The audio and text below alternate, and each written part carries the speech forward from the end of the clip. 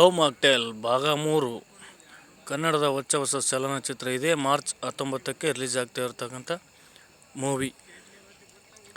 Darling Krishna ಅವರ 3ನೇ ಪ್ರಯತ್ನ ಇದು. ನನಗಂತೂ ಟ್ರೈಲರ್ ನೋಡಿದಾಗ ಏನೇನು ಇದರಲ್ಲಿ ಗಂಧಿಲ್ಲ ಗಾಳಿಲ್ಲ ಅಂತ ಅನ್ನಿಸ್ತು. ಆದರೂ ಕೂಡ ಆ ನಂತರ ಬಂದಂಥ ಸೀನ್ಗಳು ಹಬ್ಬ, ತಂದೆ ತಾಯಿ ಪ್ರೀತಿ ಎಲ್ಲ ಎದ್ದು ಕಾಣಿಸ್ತಾ ಇದೆ ಚಿತ್ರದಲ್ಲಿ.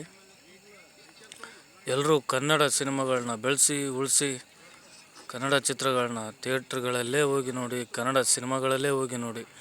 ಹಾಗೆ ಎಲ್ಲ first half, second half, third half ಎಲ್ಲದರಲ್ಲೂ ಮೊದಲಿಂದ ಏನೇನು ಕ್ಯಾರೆಕ್ಟರ್ಗಳಿದೆ ಎಲ್ಲನೂ ರಿವೀಲ್ ಮಾಡಿರ್ತಕ್ಕಂಥ ಈ ಲವ್ ಮಾಕ್ಟೇಲ್ ಭಾಗ 3ರಲ್ಲಿ ಅದ್ಭುತವಾಗಿ ಮೂಡಿಬಂದಿರತಕ್ಕಂಥ ಚಿತ್ರ. ಡಾರ್ಲಿಂಗ್ ಕೃಷ್ಣ ಅವರ ಹೊಸ ಕಲೆ, ತಂದೆಯ ಒಂದು ಭಾಗ ತೋರಿಸಿದ್ದಾರೆ. ಹಾಗಾಗಿ ಎಲ್ಲರೂ ಲವ್ ಮಾಕ್ಟೇಲ್ನ ಕನ್ನಡ ಚಿತ್ರಮಂದಿರಗಳಲ್ಲೇ ನೋಡಿ.